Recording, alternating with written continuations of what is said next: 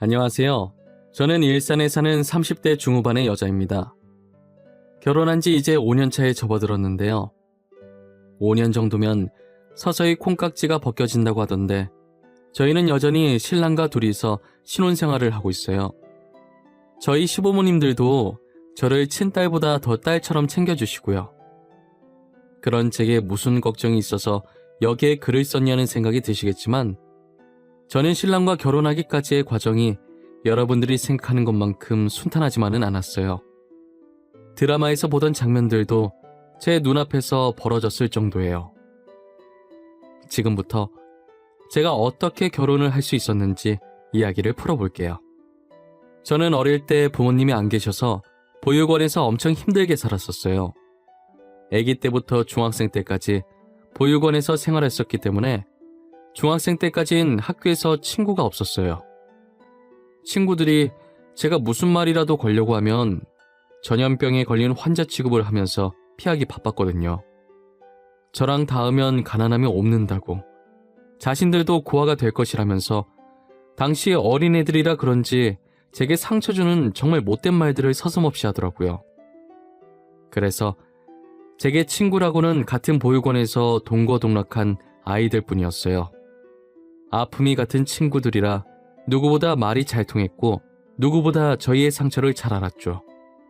진짜 우리를 버린 것인지 피치 못할 사정으로 잠시 이곳에 맡긴 것인진 모르겠지만 그 친구들과 함께 꼭 친부모님을 찾겠다는 마음으로 하루하루를 버텨왔었어요. 보육원에서는 다시 친부모님을 만나는 친구들도 있었고 입양을 해서 새로운 부모님을 만나는 친구들도 있었어요. 그런 친구들을 볼 때마다 부러워하며 얼굴도 모르는 저희 부모님을 매일 그리워했어요. 저는 중학생 때까지 친부모님이 나타나지도 그렇다고 새로운 부모님이 생기지도 않았었어요. 그래서 이번 생에는 부모님을 만나는 것을 포기하고 있는 상태였어요. 그러다 저희 보육원에 한 주도 빼먹지 않으시고 봉사활동을 오시던 한 아주머니가 계셨어요. 아주머니는 혼자 모래를 나뭇가지로 쑤시고 있는 제게 다가와서 말을 걸었었죠. 아가, 여기서 혼자 뭐해? 친구들은 저기서 공 차고 있는데 같이 놀지 그래. 혼자서 이러고 있으면 안 심심해? 아줌마가 놀아줄까? 매주 저희한테 빵 주시는 아줌마 맞죠? 오늘도 빵 맛있게 잘 먹었습니다. 아줌마, 저는 혼자 이렇게 노는 게 편해요. 그리고 중학생은 저밖에 없어서 애들이 아무도 안 끼워줘요. 왜 안 끼워줄까? 제일 언니라서 다가가기 무서운가 보다. 그래도 혼자 놀면 쓸쓸하잖아. 아줌마가 옆에 있어줄게. 제게 말을 걸어주시는 아주머니는 정말 착하시고 친절하셨어요. 제가 실내로 들어갈 때까지 제 옆에서 계속 말 걸어주고 같이 있어주시더라고요. 아주머니는 저와 함께 있으면서 제게 무언가 끌리는 느낌이 들었다고 해요. 그래서 그날 저를 입양하기로 마음먹었다더라고요. 저희 어머니는 임신이 되지 않는 몸이라서 아버지와 단 둘이서만 살았었어요. 계속 둘이서 살려고 했는데 이대로 늙으면 둘 다 외로울 것 같다고 느꼈고 그렇게 생각한 순간 저를 발견한 게 운명이라고 느끼셨는지 바로 입양을 했다더라고요. 저도 학교 친구들한테 따돌림을 당하면서 의기소침해지고 낯도 가리게 되었는데 이럴 운명이었던 것인지 아주머니와 처음 말하는 건데도 이상하게 말이 술술 잘 나왔었어요. 저랑 같이 보육원에서 지냈던 또래 친구들과 아직 연락하는 사이였는데 그 친구들은 저보다 훨씬 먼저 입양 갔었어요. 친구들의 이야기를 들어보면 정말 가난한 집의 양부모님들이 자신들을 식모로 부려먹으려고 입양을 한 것 같다고 하더라고요. 그래서 저의 입양 소식을 축하하면서도 한편으로는 걱정을 많이 하더라고요. 며칠 잘해주다가 한순간에 돌변하니까 늘 경계를 늦추지 말고 뭐든 의심하라고 하면서 말이에요. 다행히도 저는 친구들과 다르게 나름 부유한 집안에 입양을 간 편이었더라고요. 처음 엄마 손을 잡고 집에 도착했는데 부유하다고 해서 드라마에 나오는 것처럼 궁궐 같은 2층 집, 이런 건 아니었고 꽤나 큰 아파트였어요. 정말 집안에 들어서자마자 거실이 운동장만 하다면서 입이 떡하고 벌어졌었어요. 엄마는 그런 저를 보고 귀여우셨는지 제 입안에 손가락을 집어넣고 웃으시더라고요. 저는 친구들에 비해 양부모님들의 사랑을 듬뿍 받고 자랐어요. 솔직히 처음엔 저도 친구들처럼 식모로 살게 되면 어떡하나 싶은 마음에 선뜻 부모님께 마음을 못 열고 어려워했었어요. 하지만 부모님은 그런 제게 빨리 마음을 열라고 재촉하지 않으시고 제가 편해질 때까지 옆에서 조용히 지켜봐 주시면서 기다려 주시더라고요. 그 덕분에 저도 부모님에 대한 경계를 풀기 시작했고 호칭도 어느 순간부터 자연스럽게 엄마 아빠로 바뀌어 있었어요. 부모님들은 제가 보육원 출신이라는 이유로 친구가 없다는 것을 아셨어요. 항상 학교에 갔다 오면 풀이 죽어 있어서 엄마께서 학교에 전화를 하셨다더라고요. 처음엔 어린애들이 벌써 그런 행동을 한다는 게 너무 놀랐고 제가 얼마나 상처받았을지 가늠이 안 가서 안쓰러웠다고 하시더라고요. 그래서 고등학생 때는 저 때문에 아예 다른 지역으로 넘어가서 새롭게 시작할 수 있게 해주셨어요. 그만큼 양부모님들은 친부모 못지않게 제게 하나하나 세심하게 챙겨주셨어요. 혹시나 자신들의 말 한마디가 상처가 될까 무언가 말할 때도 엄청 생각을 많이 하셨죠. 저는 제 눈치 보기 바쁘신 부모님들에게 늘 고맙고 죄송했어요. 노력하는 부모님들을 봐서라도 더 열심히 살아야겠다는 생각을 했어요. 저는 고등학교를 입학하고 난생 처음으로 친구라는 것을 알게 되었어요. 새로 사귄 친구들과 함께하는 모든 순간들이 처음인지라 엄청 들떠 있었어요. 친구들은 사소한 것에도 신기해하고 들떠있는 저를 보며 이런 것도 안 해봤냐고 그동안 뭐하고 놀았냐고 물어보더라고요. 어릴 때 몸이 좋지 않아서 밖에 잘 나오지 않았다고 본의 아니게 거짓말을 하게 됐죠. 저는 그렇게 현재 친구들과도 잘 지냈고 여전히 보육원 아이들과도 연락하면서 지냈어요. 그리고 보육원에 있을 때부터 공부만이 살 길이라는 생각을 늘 하고 있었어서 낮에 친구들과 실컷 놀고 집에 돌아오면 피곤해도 공부는 꼭 빼놓지 않고 했었어요. 그런 저의 노력이 통했는지 제가 그토록 가고 싶어 했던 의대를 갈 수 있게 되었습니다. 부모님도 제 의대 합격 소식에 저보다 더 기뻐하셨고요. 하지만 제가 인턴 생활을 하다 보니 현실은 드라마랑 너무 달랐어요. 저는 너무 힘들어서 그만둘까 생각한 적도 엄청 많았지만 그럴 때마다 저를 잡아준 사람이 있었어요. 그 사람은 바로 지금 제 남편인데요. 남편은 삼수 끝에 의대에 합격한 거라 저보다 나이가 많았어요. 아무래도 나이가 많다 보니 든든해서 다른 동기들보다 의지가 많이 됐었어요. 저처럼 힘들어서 중간에 그만두고 병원을 떠난 동기들도 많았는데 저희는 서로에게 의지를 하면서 끝까지 버텨서 결국은 둘 다 의사가 될 수 있었죠. 의사가 되고 2년 후 남편이 제게 결혼하자고 프로포즈를 하더라고요. 연애도 꽤나 오래 했고 둘 다 결혼 정년기이기도 하니 저도 남편과 결혼이 하고 싶었어요. 하지만 저는 남편에게 아직 말하지 못한 게 있었는데 그건 바로 제가 보육원 출신이라는 거예요. 아무리 지금 부모님과 잘 살고 있다지만 그래도 나중에 들키는 것보다 결혼 전에 아는 게 나을 것 같다는 생각이 들어서 당장 말해야겠다는 생각이 들었어요. 오빠, 내가 오빠랑 결혼하기 싫어서 답을 못하는 게 아니라 사실 오빠한테 지금까지 말하지 못한 게 하나 있어서 당장 답을 못 주겠어. 무슨 일인데 그래? 너 표정 보니까 되게 심각한 얘기인 것 같은데. 나는 뭐든 괜찮아. 너가 범죄자만 아니면 돼. 범죄자는 아니고 사실 내가 보육원 출신이야. 부모 없는 고아. 지금 부모님은 보육원에서 나를 입양해 주신 양부모님이셔. 그게 뭐 어쨌는데. 우리가 결혼하는 거랑 너가 보육원 출신인 거랑 무슨 상관인데. 나는 그냥 너랑 계속 같이 있고 싶으니까 떨어지기 싫으니까 결혼하려는 거야. 오빠는 아무렇지도 않아? 내가 친부모가 없는 고아여도 정말 괜찮은 거야? 오빠랑 나는 완전 다른 환경에서 살아온 거잖아. 난 진짜 아무렇지도 않은데. 오히려 너가 그런 생각하고 있느라 많이 힘들었을 것 같아. 그런 걱정은 이제 하지 마. 내가 괜찮고 안 괜찮고 할 게 어디 있어.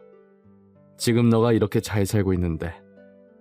제가 고아여도 괜찮다는 남편의 대답을 들으니까 눈물이 날 것 같더라고요. 이렇게 멋진 남자를 두고 이때까지 혼자서 괜한 걱정을 하고 있었구나 싶었었어요. 그런 남편과 달리 시부모님께서는 남편과 생각이 많이 달랐나 보더라고요. 시부모님은 연애 시절에 저희 부모님 못지않게 저를 되게 잘 챙겨주시던 분들이었거든요. 그런데 남편에게 얘기를 들은 건지 평소와 다른 표정으로 저를 보기 시작하시더라고요. 그리고 고아였다는 이유 하나만으로 결혼을 반대하셨었어요. 그래, 유정이 네가 고아라고? 아니, 고아였다고? 지금 부모님들은 친부모님이 아니고? 미안하지만 나는 너네 결혼 허락할 수가 없겠구나. 엄마, 지금 그게 뭐가 중요해? 현재는 좋은 부모님 만나서 잘 살고 있잖아. 그럼 부모님 계신 거지. 과거는 과거일 뿐인데 왜 그래? 과거는 과거일 뿐이라고? 도대체 누구 피를 받은 자식인 줄 알고 우리 집안에 함부로 들여? 그러다 유정이가 범죄자 집안 씨면 어쩌려고 그러니? 사람 면전에 대고 말을 꼭 그렇게 해야겠어? 엄마 원래 이런 사람이었어? 유정이 보면 딸 같다고 이뻐했었잖아. 다 잊었어? 오빠, 됐어. 그만해. 여긴 내가 있을 자리가 아닌 것 같아. 먼저 일어나 볼게. 어머님, 제가 고아라서 너무 죄송합니다. 다시는 오빠 만나지 않을게요. 시어머니의 막말에 저는 자존감이 떨어졌고 더 있다간 정말 못 볼 꼴 당할 것 같아서 먼저 나왔어요. 뒤에 인기척이 나서 돌아보니까 남편이 저를 따라 나왔더라고요. 저는 남편한테 이만하면 됐다고 더 상처받기 전에 여기서 그만하자고 했어요. 남편도 상처받은 제 표정을 보더니 잡을 수가 없겠는지 아무 말도 못하고 서 있더라고요. 제가 눈앞에서 사라질 때까지 그 자리에서 가만히 서서 제 쪽만 바라보고 있었어요. 저희 연애는 그날 그렇게 끝이 났어요. 하지만 남편과 저는 같은 병원을 다니기 때문에 어쩔 수 없이 계속 마주쳐야만 했어요. 남편이 저를 조용한 정원으로 따로 불러서 얘기 좀 하자고 하더라고요. 유정아, 내가 생각을 해봤는데 이대로 너랑 헤어지는 건 아닌 것 같아. 너를 위해서 잊으려고 했거든? 그런데 아무리 노력을 해봐도 네가 자꾸 생각나서 안 되겠어. 어머님 말씀 못 들었어? 내가 정말 범죄자의 핏줄이면 어쩌려고 그래. 난 오빠 앞길 망치고 싶지 않아. 이쯤에서 그만하자. 난 오빠 다 잊었어. 오빠도 금방 잊혀질 거야. 넌 쉬워? 우리가 만난 세월이 얼만데 금방 잊혀져? 그래? 아니잖아. 왜 거짓말해? 너 맨날 웃고 있다가 나만 마주치면 울려고 하잖아. 못 잊었어. 그런데 어머님이 저렇게 반대하잖아. 나보고 어떡하란 말이야? 내가 오빠를 어떻게 잊어? 조금만 힘들어도 오빠부터 생각나는데. 그러니까 다시 시작하자. 우리 부모님은 내가 잘 설득해볼게. 결혼 문제는 나중에 다시 얘기해. 남편과 힘든 시기를 같이 이겨내서 그런지 힘들 때마다 남편이 생각나서 잊혀지지가 않더라고요. 솔직히 남편이 다시 만나자고 하는데 시부모님은 뒷전이고 너무 좋았어요. 저는 남편 말대로 일단 사귀고 시부모님은 천천히 설득해보기로 했죠. 그런데 결혼 얘기로 남편과 시부모님의 마찰이 계속됐는지 시부모님이 병원까지 찾아오셨더라고요. 저는 동료들과 막 밥을 먹고 들어가는 길이었는데 로비 쪽에서 시부모님이 보이길래 당황했어요. 시부모님도 저를 발견하시곤 소리를 지르면서 제게 죽일 듯 달려들더라고요. 유정이, 너 내 말이 말 같지가 않아? 우리 진혁이랑 헤어지겠다며. 내 앞에서만 헤어지는 척하고 뒤에서 이렇게 호박 지를까? 어머님, 머리 좀 놓고 말씀하세요. 그리고 사람들 다 보는데 부끄럽지도 않으세요? 지금 남의 직장까지 찾아와서 이게 뭐 하는 짓이에요? 그래. 나 무서운 건 모르고 사람들 쳐다보니까 부끄러운 걸 아나 보지? 너 오늘 잘 걸렸어. 이 병원에서 계속 일하고 싶으면 당장 우리 진혁이랑 헤어져. 임자 있는 남자를 뺏은 것도 아니고 그렇다고 진영 오빠 두고 제가 바람을 핀 것도 아닌데 도대체 왜 이렇게까지 하시는 거예요? 싸움 소리에 주변에 있던 사람들이 웅성거리면서 저희를 둘러싸고 있었어요. 둘러싸인 사람들 사이에 저희 엄마가 비집고 나오시더라고요. 머리채 잡혀있는 저를 보고 당황해하시면서 뭐하는 짓이냐고 소리치셨어요. 어머, 지금 남의 귀한 딸 머리 잡고 뭐 하시는 거예요? 사람들 다 보는데 어디서 이런 교양 없는 행동을. 당신이 뭔데 참견이야, 어? 너 미숙이 아니니? 네가 여기 왜 있는 거야? 딸이라니 혹시 양엄마라는 사람이 너였어? 이진양? 내가 유정이 엄마인데 내가 유정이 엄마라는 사실을 확인하는 것보다 사람들 다 보는 앞에서 너가 왜 우리 딸 머리채 잡고 이러고 있는지 먼저 설명해줘야 하는 거 아니니? 어머니의 개입으로 시어머니와 제 싸움은 끝이 났고 구경하던 사람들도 뿔뿔이 흩어졌어요. 시어머니는 어머니의 눈치를 보면서 그간 있었던 일들을 이야기하기 시작했어요. 제가 옆에서 쳐다보고 있었기 때문에 자신이 했던 발언들도 빠짐없이 말했죠. 시어머니께서 입을 열 때마다 저희 엄마의 표정이 삽시간으로 경악했다가 점점 굳어갔어요. 제가 엄마 걱정하실까봐 그동안 말을 안 해서 그런 수모를 받고 있는지 몰랐거든요. 알고 보니 저희 엄마와 시어머니는 초등학생 때부터 친했던 고향 친구셨어요. 시어머니께서는 원래 지금처럼 부유한 집안이 아니셨대요. 과거엔 정말 못 살았는데 항상 저희 엄마께서 시어머니를 챙겨주셨다고 하시더라고요. 재밌는 게 생기거나 맛있는 게 생기면 꼭 시어머니를 불러서 같이 하고 같이 먹고 하셨대요.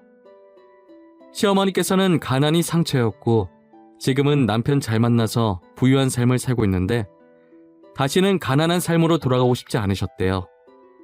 그래서 자격지심에 며느리를 좋은 집안 사람으로 드리고 싶어서 제게 그랬다고 하시고요.